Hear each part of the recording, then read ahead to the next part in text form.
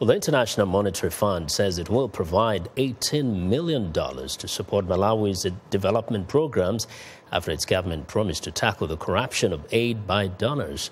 Donors have withheld direct aid to Malawi for more than a year over a corruption scandal in which top government officials siphoned millions of public funds.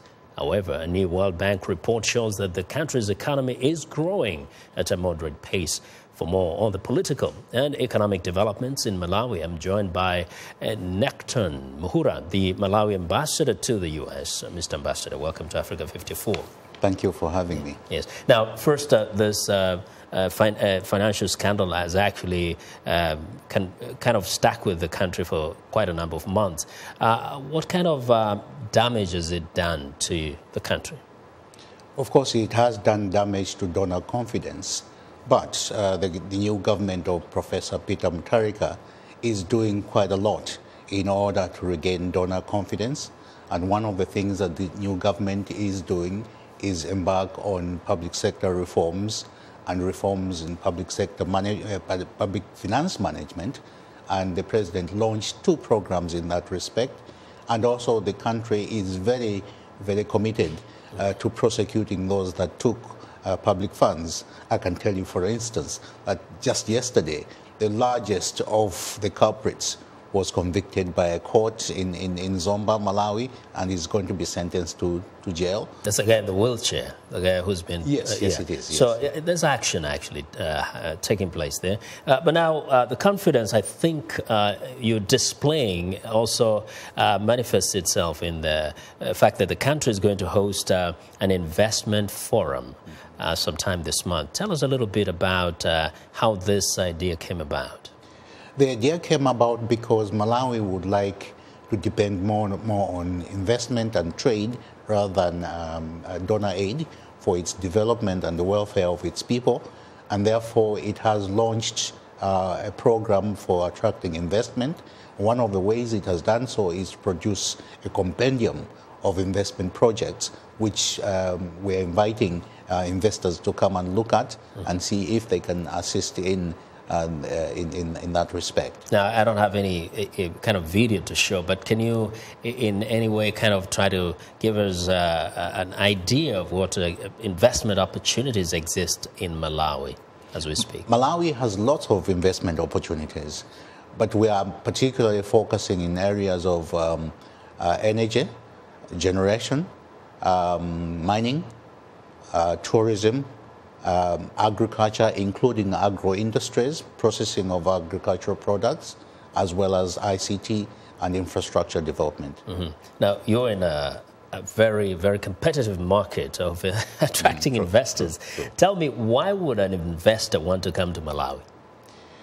An investor would want to come to Malawi because Malawi is projected to have a very good GDP growth this year of about 6%.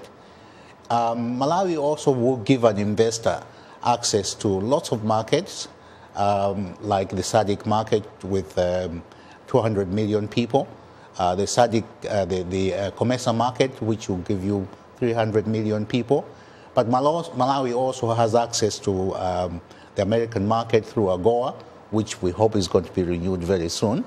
Malawi also has access to duty-free status in Europe, under the Lome Convention, and therefore there are opportunities for products from Malawi to get to various markets across the globe. Many international or foreign investors are also looking at things like infrastructure. They're looking at power, the power sector. Yes. And those are areas that have been problematic. I know Malawi has been very busy trying to construct roads. But how do things look like for somebody who's looking in from outside? True, but as far as power is concerned, we as a country have embarked on a project to improve power supply. In fact, the Millennium Challenge Corporation is assisting Malawi in that respect. There's a 5-year program to improve the energy sector. As far as transport is concerned, there's a railway line that is being constructed to the eastern coast in Mozambique. And we are also embarking on a project to build a world inland port in Nsanje, which should assist with transportation problems that we may have. But we are looking and we're doing something about it. How about the bureaucracy? How quickly can a person get in the country, register business, and start working? Historically, we had some challenges in that respect, but starting from last year, the government has set up what we call a one-stop shop with the Malawi Investment and Trade Center, where all the government agencies that are needed to register a business and start operating a business will be dealt with in one building, and therefore we hope that that will assist with the bureaucracy. But also, more importantly, we believe that facility should be able to allow someone to do business, start and do business within 1 week. When is this investment forum taking place? The investment forum is taking place on June 29th and 30th in the capital, Lilongwe. It will be opened by the president and attended by a number of international companies, both from Africa, from Asia, Europe, and the United States. Very quickly, if there's one thing about Malawi you wish to make clear that has perhaps been mispresented, what is that? Well, I think Malawi tends to be seen as a country that doesn't have a market. But the market is there, like I said before. But also, more importantly, Malawi is a very safe country. Malawi has historically been very peaceful, and therefore investments face no danger at all. Okay. But more importantly, Malawi is a signatory to a number of investment treaties that protect investments that are in Malawi. The investors will be coming down there, hopefully. I hope see so. for themselves. And we're inviting them.